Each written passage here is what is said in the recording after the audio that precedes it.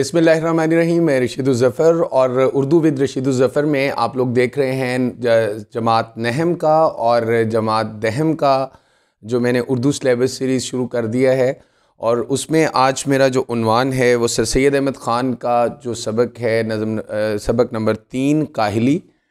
سر سید احمد خان نے ایک مضمون لکھا تھا، کیونکہ سر سید احمد خان مضمون کے بانی تھے، اور انہوں نے ایک سبق لکھا تھا کاہلی مضمون تھا ان کا، جو آپ کے سلیبس میں شامل ہے. ٹھیک ہے، اور اس میں انہوں نے جو ہے لغوی اور اصطلاحی مطالب جو ہے وہ سمجھانے کی کوشش کی کہ اس کے لغوی معنی کیا ہیں اور اس کے اصطلاحی معنی کیا ہے.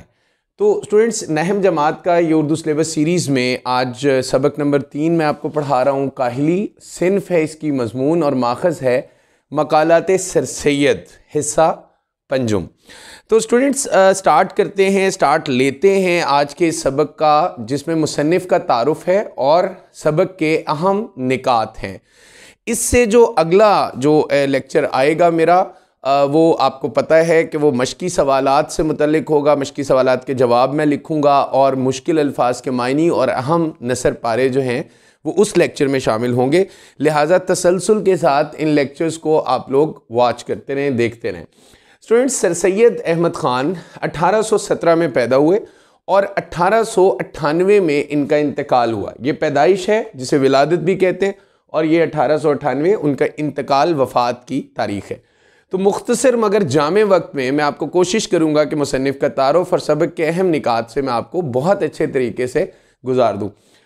شاہ جہاں کے عہد میں یہ ہندوستان ان کے مورث اعلیٰ آئے، جو سبق کے مطابق، جو مصنف کے جو آپ کی کتاب کے مطابق شاہ جہاں کے عہد میں ان کے مورث اعلیٰ یعنی ان کے آباء و اجداد ہندوستان آتے ہیں.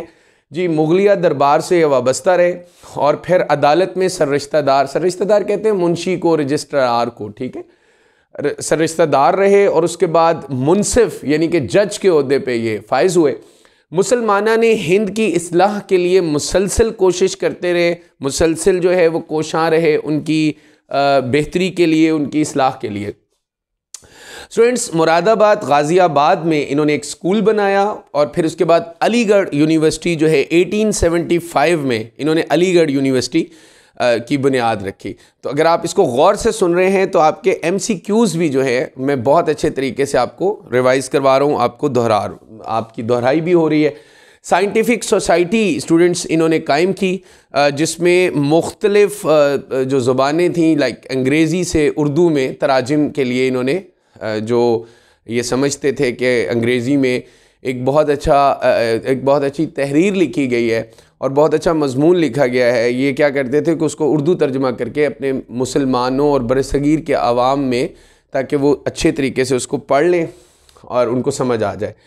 انہوں نے 1870 میں ایک علمی اور ادبی رسالہ تہذیب الاخلاق جاری کیا. ٹھیک ہے، تہذیب الاخلاق جو ہے اس نے اس رسالے نے اس پروردہ نسل پر بہت زیادہ اجتماعی زندگی پر گہرے اثرات ڈالے، اور لوگوں نے تہذیب الاخلاق کی جو جنریشن تھی اس نے آگے جا کے بہت کامیابیاں سمیٹی. مضمون کی صنف کے یہ بانی تھے، انہوں نے مضمون کی صنف کو رواج دیا ہے اسٹوڈنٹس، اور اصلاحی مضامین لکھے، اخلاقی مضامین لکھے انہوں نے، اور اس کے علاوہ انہوں نے مختلف قسم کے اور ادبی اور علمی مضامین لکھے. ان کا اسلوب نگارش یعنی کہ لکھنے کا طریقہ بہت زبردست تھا، سادہ، سہل، بے ساختہ اور تصنع سے پاک تھا. تصنع کہتے ہیں مصنوعی پن، یعنی نیچرل، قدرتی لکھتے تھے.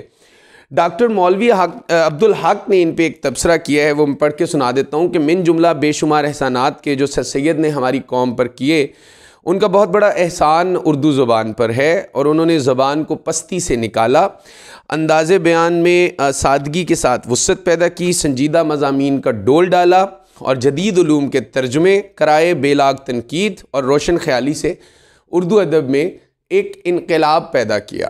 ٹھیک ہے، تو یہ مولوی عبدالحق کا سر سید پہ تبصرہ ہے. آپ ایک عظیم مصلح تھے، معمار قوم تھے، اعلیٰ درجے کے منصف تھے. انہوں نے 30 سے زائد کتابیں لکھیں، اور متعدد اہم تصانیف ہیں ان کی. اس کے علاوہ تقریریں، خطوط اور مضامین کے مجموعے جو ہیں وہ ان کے علاوہ ہیں. ان کی اہم تصانیف کے نام سن لیں: آثار السنادید اور رسالہ اسباب بغاوت ہند، تبین الکلام، خطبات احمدیہ اور تفسیر قرآن جو ہے وہ شامل ہیں۔ اور انہوں نے اپنے طور پہ بڑی کوشش کی کہ مسلمان، بر صغیر کا مسلمان اسپیشلی، اس میں جو اصلاحی اور معاشرتی طور پہ تبدیلیاں کی جائیں اور وہ بہتر سے بہتر زندگی گزاریں۔ اسٹوڈنٹس، اب ہم آگے چلتے ہیں کہ ہم اس سبق میں جو ہے وہ سر سید احمد خان کہنا کیا چاہ رہے ہیں۔ پہلے اسٹوڈنٹ سن لیں کہ یہ میں ایک پہلا پیراگراف پڑھ رہا ہوں کہ یہ ایک ایسا لفظ ہے جس کے معنی سمجھنے میں لوگ غلطی کرتے ہیں۔ لوگ یہ سمجھتے ہیں کہ ہاتھ پاؤں سے محنت نہ کرنا، کام کاج اور محنت مزدوری میں چستی نہ کرنا، اٹھنے بیٹھنے چلنے پھرنے میں سستی کرنا کاہلی ہے، مگر یہ خیال نہیں کرتے کہ دلی قوا کو بیکار چھوڑ دینا جو ہے وہ سب سے بڑی کاہلی ہے۔ اب یہ دیکھیں، کاہلی ایک لفظ، یعنی میں آپ کو پورے سبق سے اب میں گو تھرو کروں گا۔ کاہلی ایک لفظ ہے، اس کے لغوی معنی، اسٹوڈنٹس لغوی اور اصطلاحی معنوں کو سمجھ لیں۔ لغوی معنی وہ ہوتے ہیں جو ایگزیکٹ لغت میں معنی ہوتے ہیں، جیسے الفاظ اور معانی، ٹھیک ہے، جو اہل سخن نے اس کو ترتیب دیا ہوتا ہے لغت، یعنی کہ لغت کے مطابق جو اس کے معنی ہوتے ہیں، ٹھیک ہے۔ اور اصطلاحی معنی وہ ہوتے ہیں جو اہل سخن، اہل کلام، اہل ادب جو ہیں وہ اس کو اپنے فلسفے اور نظریے کے مطابق، اپنی سوچ کے مطابق ایک الگ معنی دے دیتے ہیں، اس کو اصطلاحی معنی کہا جاتا ہے، ٹھیک ہے۔ اب یہ دیکھیں، کاہلی ایک لفظ ہے، لغوی معنی اس کے ہاتھ پاؤں سے محنت نہ کرنا کاہلی ہے، لیکن اصطلاحی معنی جو کہ سر سید احمد خان نے کیے اس میں وہ یہ ہے کہ دلی قوا کو بیکار چھوڑ دینا کاہلی ہے۔ یعنی سر سید احمد خان کہہ رہے ہیں کہ یہ کاہلی نہیں ہے کہ آپ ہاتھ پاؤں کی محنت نہ کریں، یہ تو عام طور پہ لغوی معنی ہے، لیکن اگر آپ کے اندر اللہ تعالیٰ نے دل کے اندر جو قوتیں رکھی ہیں، جو آپ کی دماغی صلاحیتیں ہیں، جو اللہ تعالیٰ نے آپ کے اندر مختلف قسم کے ٹیلنٹ کو جو ہے وہ ودیت کیا ہوا ہے، آپ کے اندر رکھا ہوا ہے بچوں، تو وہ جو ہے نا، اگر اس کو آپ لوگ فارغ چھوڑ دیں گے، اس کو استعمال نہیں کریں گے، جیسے کسی اسٹوڈنٹ میں، کسی بچے میں بولنے کی، اور کسی بچے میں لکھنے کی، کسی بچے میں تحریر کی، کسی بچے میں مختلف قسم کی صلاحیتیں ہیں، اگر وہ ان صلاحیتوں کا استعمال چھوڑ دے گا تو وہ کاہلی کرے گا۔ دیکھیں، ہاتھ پاؤں کی محنت اس نے آگے جا کے ایکسپلین کیا ہے، ہاتھ پاؤں کی محنت روٹی کے لیے ضروری ہے۔ دیکھیں، روٹی کے لیے ہر بندہ ہاتھ پاؤں کی محنت کر لیتا ہے، ظاہری بات ہے، جانور بھی ہاتھ پاؤں کی محنت کر کے روٹی اپنے بچوں کو بھی کھلا دیتا ہے، خود بھی کھا لیتا ہے۔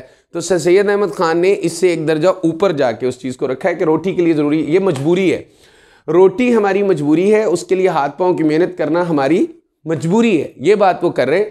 اور ایسے لوگ کم کاہل ہوتے ہیں۔ اسٹوڈنٹس دیکھیں، جس بندے نے ڈیلی بیسس پہ روٹی کمانی ہے، اپنا گھر کا چولہا جلانا ہے، ایسے لوگ کاہل نہیں ہوتے، کیونکہ ان کو پتہ ہوتا ہے، ان کی جسمانی محنت ہوتی ہے، اس نے اٹھنا ہی ہوتا ہے، ظاہری بات ان کو پتہ ہوتا ہے کہ میں نے جسمانی محنت کرنی ہے، اس کے بعد میرے بچوں کو مجھے جو ہے کھانا ملے گا، تو اس لحاظ سے یہ ان کی طبیعت ثانی ہو جاتی ہے۔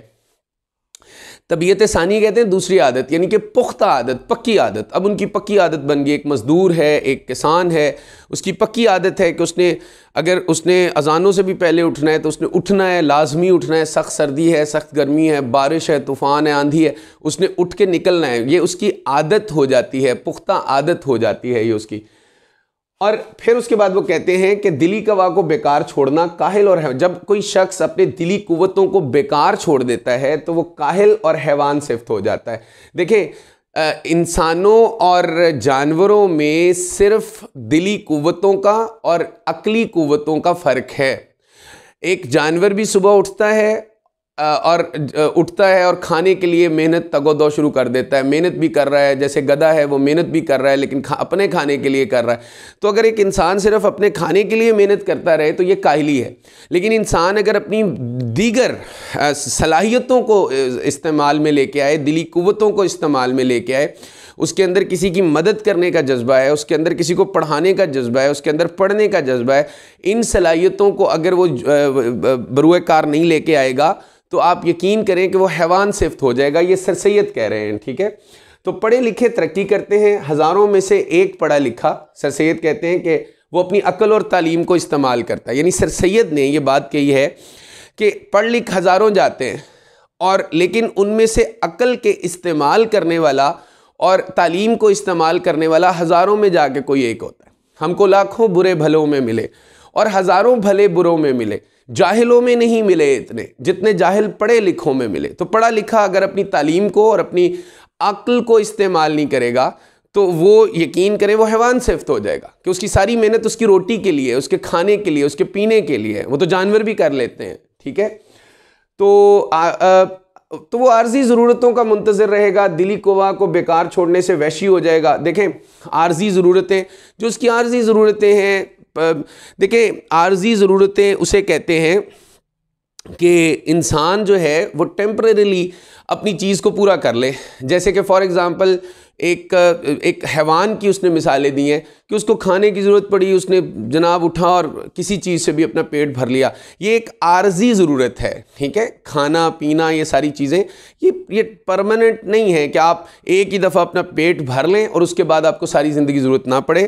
تو یہ عارضی ضرورتوں کا منتظر رہتا ہے، وہ چیزوں کو دیکھتا ہے، عارضی طور پہ یہ کر لیا، یہ کھا لیا، یہ کما لیا، ٹھیک ہے، لیکن وہ پرماننٹ طور پہ اگر وہ اپنے دلی قوا کو بیکار چھوڑ دیتا ہے تو وہ وحشی ہو جاتا ہے۔ دیکھیں انسان کے اندر اللہ نے دلی قوتیں ہی رکھی ہیں جو اس کو حیوان سے ممتاز کرتی ہیں، ٹھیک ہے، اور اگر وہ ان کو چھوڑ دیتا ہے، دیکھیں اس کو اگر مائنس کر دیں، آپ اپنی دلی قوتوں کو، اپنے شعور کو، اپنی تعلیم کو، اپنے علم کو، اپنے تجربے کو، اپنے جو وجدان کو مائنس کر دیں نا اپنی عقل کو، تو انسان اور جانور میں کوئی فرق نہیں ہے، ٹھیک ہے، تو وہ وحشی ہو جاتا۔ دیکھیں انہوں نے کہا ہے کہ انسان مثل یعنی کہ جیسا حیوانوں کے ایک حیوان ہے، انسان ایک حیوان ہے، سوشل اینیمل ہے، ٹھیک ہے، اور حیوانی خصلت میں مشغول ہے، اور حیوانی خصلت میں مشغول ہو کر وہ پورا حیوان بن جاتا ہے، اور ہر انسان پر یہ لازم ہے کہ وہ اپنی دلی قوا کو بیکار نہ چھوڑے۔ دیکھیں میں کلاسز میں ایک مثال دیتا ہوتا ہوں کہ آپ لوگ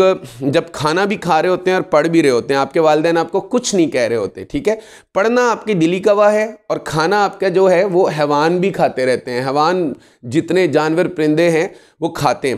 آپ کے والدین آپ کے زیادہ کھانے پہ، آپ کے جناب سونے پہ، آپ کے پینے پہ وہ خصلتیں جو حیوانوں میں بھی ہوتی ہیں اس پہ کبھی آپ کو تعریف نہیں کریں گے، بلکہ اس پہ آپ کو ہمیشہ سننا ہی پڑے گا کہ آپ کھاتے بہت ہو، آپ سوتے بہت ہو، آپ سو ہی رہتے ہو۔ تو لیکن اگر آپ اپنی دلی قوا یعنی کہ پڑھائی اور دیگر کئی معاملات کو بروئے کار لائیں گے، گھر میں امی کی مدد کریں گے، ابو کی ہیلپ کریں گے، گھر میں کوئی اچھا کام کریں گے تو آپ کی تعریف ہوگی۔ آپ کی تعریف ہمیشہ دلی قوا سے ہوتی ہے، ٹھیک ہے۔ تو وہ انسان جو ہے اگر اپنی دلی قوا کو بیکار چھوڑ دے تو وہ پھر پورا حیوان بن جاتا ہے، ٹھیک ہے۔ اب ایک شخص کی حالت کا انہوں نے لکھا ہے، یہ صفحہ نمبر 16 ہے، کہ ایک شخص کی حالت کا خیال کرو کہ جس کی آمدنی اس کے اخراجات کے مناسب ہو، ٹھیک ہے۔ اسٹوڈنٹس دیکھیں ایک آدمی ہے، اس کی ایک آمدنی ہے، اب اس کے اخراجات ہیں، فار ایگزامپل اس کی 20,000 آمدنی ہے اور اس کے 20,000 میں ہی اس کے اخراجات پورے ہو جاتے ہیں، ٹھیک ہے۔ اب وہ کیا ہے، اس نے اس کی بتائی ہے، محنت اور مشقت سے دوری اختیار کرے گا۔ وہ کہے گا جی میری جتنی آمدنی ہے اتنا میرا خرچہ تو پورا ہو رہا ہے، لہٰذا وہ محنت چھوڑ دے گا، وہ کہے گا جی ٹھیک ہے۔ لیکن محنت وہ بندہ کرے گا جس کی آمدنی 10,000 ہے، اس کے اخراجات 20,000 ہیں، اب اس کو ہر مہینے 10,000 کا نقصان ہو رہا ہے، وہ مزید محنت کرنے کی کوشش کرے گا۔ اس طرح وہ مزید محنت کوشش کر کے اپنی دلی قوا کو بھی صحیح رکھے گا اور سوچے گا بھی، عقل اور شعور کو بھی استعمال کرے گا، تعلیم کا بھی استعمال کرے گا۔ تو پھر وہ کیا کہتے ہیں، اب انہوں نے لکھا کہ ہندوستان میں جیسے کہ ملکیوں اور لاخراج داروں کا حال تھا۔ ملکیوں کہتے ہیں ملکیت والے، جن کے پاس جائیدادیں ہیں، جن کے پاس سب کچھ ہے، جن کے پاس دکانیں ہیں، مکانات ہیں، اور لاخراج دار کہتے ہیں جن کے پاس جو محصول نہیں دیتے، ٹیکس نہیں دیتے، یعنی کہ جتنا کماتے ہیں ان میں سے ٹیکس جو ہے وہ نہیں ادا کرتے تاکہ ان کے پاس پھر پیسہ جمع ہوتا رہتا ہے۔ اب سر سید ان کی بات کر رہے ہیں، کیا کہہ رہے ہیں جی، کہ وہ لوگ وحشیانہ باتوں کی طرف مائل ہو جاتے ہیں۔ جب انسان کے پاس بہت زیادہ اسٹوڈنٹس پیسہ آ جاتا ہے تو وہ پھر وحشیانہ شوق اس کی طرف وہ آ جاتے ہیں۔ مطلب انسان فار ایگزامپل اب دیکھیں ایک عام بندہ ہے، محنت مزدوری کر رہا ہے، اس کے اخراجات اور آمدنی جو ہے متناسب چل رہی ہے، تو وہ کبھی بھی باہر کے کھانے نہیں کھائے گا، وہ شوق نہیں رکھے گا، اس کے شوق ختم ہو جائیں گے۔ لیکن اگر ایک بندہ اپنی آمدنی سے بہت زیادہ جو ہے، اپنے اخراجات سے بہت زیادہ کما رہا ہے، تو سر سید کے خیال میں وہ وحشیانہ شوق، سید نے اس کو وحشیانہ شوق کہا ہے، کہ وہ مختلف قسم کی تماش بینیوں میں مصروف ہو جائے گا، مزیدار کھانے اس کو پسند ہوں گے، وہ مطلب لذتوں کے پیچھے بھاگے گا، وہ قمار بازی یعنی جوا لگانا شروع کر دے گا، شرطیں لگانی شروع کر دے گا، تماش بینی تماشوں وغیرہ کا شوقین ہو جائے گا، ٹھیک ہے۔ تو اگر وہ کہتے ہیں کہ مزیدار کھانا، قمار بازی اور تماش بینی سب باتیں ویشی بھائیوں میں. وہ کہتا ہے کہ یہ ساری باتیں ان ویشی بھائیوں میں بھی ہوتی ہیں جن کو یہ اختیار کر لے گا. اگر ایک انسان کی آمدنی اور اخراجات متناسب ہیں، یا جیسے کہ جو ٹیکس نہیں دیتے، جو لا خراج دار ہیں، جو محصول نہیں دیتے، اور جن کی جائیدادیں ہوتی ہیں، وہ پھر یہ کیا کرتے ہیں سر سید کے مطابق کہ وہ ان ویشی بھائیوں کے جیسے ہو جاتے ہیں. لیکن انہوں نے ایک فرق بتایا کہ وہ بدسلیقہ ویشی ہوتے ہیں اور یہ وزادار ویشی ہوتے ہیں. ٹھیک ہے، وزادار ویشی اور بدسلیقہ ویشی میں فرق یہ ہوتا ہے. اسٹوڈنٹس دیکھیں، جنگلی جانور جو ہے وہ ہرن بھی ہے، اور جنگلی جانور جو ہے وہ شیر بھی ہے. جنگلی جانور جو ہے وہ لومڑی بھی ہے، لیکن جنگلی جانور جو ہے وہ چیتا بھی ہے. لیکن چیتا اور شیر وہ پہواڑ ہیں، بد سلیقہ ہیں. انہوں نے نہ کسی کو نہ رول دیکھنا ہے، ریگولیشنز دیکھنا ہے، انہوں نے کسی کو بھی چیر پھاڑ لینا ہے. لیکن جو ہرن ہے وہ ہے تو جانور لیکن وزادار جانور ہے. بکرا ہے تو جانور لیکن وزادار جانور ہے. بھینس ہے تو جانور لیکن وزادار جانور ہے. تو سر سید نے دیکھیں مثال کتنی زبردست دی ہے کہ یہ لوگ ہیں تو جانور، حیوان صفت بن جاتے ہیں اپنی اس کی وجہ سے، اپنے شوق کی وجہ سے، لیکن یہ وزادار ہوتے ہیں، یعنی کہ اپنا تماش بینی کر رہے ہیں، قمار بازی کر رہے ہیں. یہ چیز کیونکہ ایک حیوانی صفت یہ ہوتی ہے کہ انسان دوسروں کو چیر پاڑنا شروع کر دے، دوسروں کو تنگ کرنا شروع کر دے، دوسروں کی زندگی تنگ کرنی شروع کر دے. لیکن ایک یہ ہوتا ہے کہ انسان حیوانوں کی صورت بنا ہوا ہے لیکن باقی لوگوں کو وہ تنگ نہیں کر رہا. یہاں اس بات کا یہ مطلب ہے کہ سب باتیں ویشی بھائیوں میں وہ بدسلیقہ ویشی ہیں اور یہ وزادار ویشی ہے. کہ اگر کوئی شخص اپنے پیسے اس کے پاس زیادہ آ گئے ہیں، وہ تماش بینیاں شروع کر دیتا ہے لیکن اپنی خاطر کر رہا ہے، جوئے کھیل رہا ہے اپنی خاطر، دوسروں کو تنگ نہیں کر رہا، یہ وزادار ویشی ہے. یعنی تمیز والا، تہذیب والا ویشی ہے. جانور لیکن تہذیب والا. بکرا ہے جانور لیکن تہذیب والا. ٹھیک ہے، لیکن اگر فار ایگزامپل وہ اتنا زیادہ ہو جاتا ہے کہ وہ جوئے کھیلنے شروع کر دیتا ہے، وہ تماش بینیاں، اور وہ پھر آگے اور پھر لوگوں کو تنگ کرنا شروع کر دیتا ہے اپنے پیسے کی وجہ سے، اپنی دولت کی وجہ سے، اپنی جائیدادوں کی وجہ سے، تو پھر وہ پہواڑ ہو جاتا ہے، یعنی بد سلیقہ اور پھوڑ ویشی ہو جاتا ہے. اس کو سمجھ لیجئے گا اچھی طریقے سے. ہندوستانیوں کو قواعد دلی کے استعمال جو ہے اس کی کوششیں کم میسر آتی ہیں. دیکھیں انہوں نے انگریزوں کی یہاں پہ مثال دی ہے کہ جو انگریز ہیں نا، وہ ہر وقت کسی نہ کسی کام کی فکر اور کوشش میں لگے رہتے ہیں. یعنی اگر انہوں نے کہا جی جو بر صغیر کے لوگ ہیں، جو ہندوستانی ہیں، وہ قواعد دلی کا استعمال نہیں کرتے. مطلب اگر وہ نوکری کر رہے ہیں تو نوکری سے جس دن چھٹی ہے اس دن سارا دن بستر پہ گزار دیں گے، اس دن سارا دن سوئے گزار دیں گے، کچھ نہیں کریں گے. انگریز جو ہیں وہ اپنے گھر کو سنوارنے لگ جاتے ہیں. یہ سید احمد خان کہہ رہے ہیں وہ باہر کوئی باغیچہ بنانے لگ جاتے ہیں، وہ اپنے گملوں کو صاف کرنے لگ جاتے ہیں، وہ اپنے گھروں کو صاف کرنے لگ جاتے ہیں، وہ پینٹ کرنا شروع کر دیتے ہیں، وہ تخلیقی کام کرنا شروع کر دیتے ہیں. اس سے ان کے جو فارغ وقت ہے اس میں ان کے قواعد دلی کا استعمال جو ہے وہ ہونا شروع ہو جاتا ہے. لہٰذا وہ کیا کرتے ہیں، اپنی اس فکر و کوشش کی وجہ سے وہ دلی قوا کو استعمال کرتے رہتے ہیں. جبکہ ہمارے ہندوستانیوں میں ایسی کوئی کوشش نہیں ہے. انگریزوں کو کوشش اور محنت کا شوق ہے، ورنہ وہ بھی وحشت پنے کی حالت تک پہنچ جائیں. ٹھیک ہے، انگریزوں کو اسٹوڈنٹس شوق ہے، ورنہ وہ جنگلی پن تک پہنچ جائیں، جنگلی ہو جائیں. انسان بیٹھا رہے، سوچتا رہے، جیسے گھروں میں بیٹھ کے انسان فری ہو کے، ایک وقت ہوتا ہے فری ہونے کی خوشی ہوتی ہے، فرصت کی خوشی ہوتی ہے، لیکن فرصت ایک بہت، میں کہتا ہوں کہ فرصت میں انسان خوش تو ہوتا ہے کہ مجھے فرصت ہے، لیکن آہستہ آہستہ وہ سوچیں اس پہ حاوی ہو جاتی ہیں. اور اگر وہ کوئی کام نہ کرے، اپنی دلی قوا کو بیکار چھوڑ دے، دلی قوتوں کو بیکار چھوڑ دے، تو پھر اس کے لیے یہ بہت بڑا پرابلم اسٹوڈنٹس ہو جاتا ہے کہ وہ وحشی پن کی حالت تک پہنچ جاتا ہے.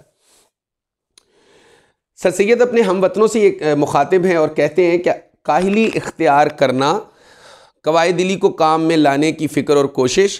کہتے ہیں کہ ہر وقت اپنے قواعد دلی کو کام میں لانے کی فکر اور کوشش میں مصروف رہنا چاہیے اور اپنا قصور رفع کرنا اور سوچنا چاہیے کہ میرا قصور کہاں پہ بن رہا ہے. سر سید احمد خان کا دیکھیں سمجھانے کا انداز کہ اگر آپ کو لگتا ہے کہ میں اپنے قواعد دلی استعمال نہیں کر رہا اور اس میں میرا قصور ہے تو اس قصور کو نکالیں. اگر آپ کی غلطی ہے تو اس غلطی کو سارٹ آؤٹ کریں، نکال دیں. ٹھیک ہے، اور اپنے قصور کو مانیں. کسی بات کی فکر اور کوشش میں ہر وقت رہنا چاہیے. ہر وقت آپ کے پاس 24 گھنٹوں کا ایک ٹائم ٹیبل ہونا چاہیے.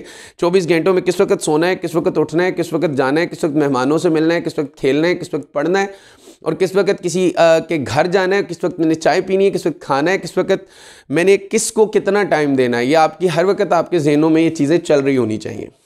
اور کسی بات کی فکر میں مصروف اور ضروریات کو انجام دینے کی مستعدی کہتے ہیں تیزی، مستعدی کہتے ہیں کہ آپ کسی کام میں متحرک ہونا، ٹھیک ہے، اور مستعدی سے مراد ہوتا ہے آپ کا کہ آپ چستی یا پھرتی۔ قوم دلی قوا کو بیکار پڑا رکھنا، وہ کہتے ہیں کہ اگر قوم، سر سید نے لاسٹ جملے بہت اچھے بولے، وہ کہتے ہیں کہ اگر یہ قوم، جب تک ہماری قوم دلی قوا کو بیکار پڑا رکھنا نہ چھوڑے گی، بہتری کی توقع کچھ کم نہیں ہوگی۔ یہ دیکھیں سر سید نے آخر میں آ کے بالکل جو ہے وہ قلم توڑ دیا ہے اس حوالے سے، کہ انہوں نے آخری بات بڑی زبردست کہی ہے۔ انہوں نے کہا قوم بے شک بھاگتی دوڑتی رہے، محنت کرتی رہے اور سب کچھ کرتی رہے۔ دیکھیں 1898 میں ان کا انتقال ہو گیا، اس وقت بھی یہ اس قوم کے بارے میں سوچ رہے تھے، قوم جو کچھ بھی کرتی رہے، اگر وہ اپنے دلی قوا، اپنے دل کی قوتوں اور دماغی قوتوں کو استعمال میں نہیں لاتی، تو وہ کبھی بھی اس کی جو آگے بڑھنے کی توقع جو ہے وہ کچھ بھی کم نہیں ہوگی، قوم کی حالت بہتر نہیں ہو سکتی۔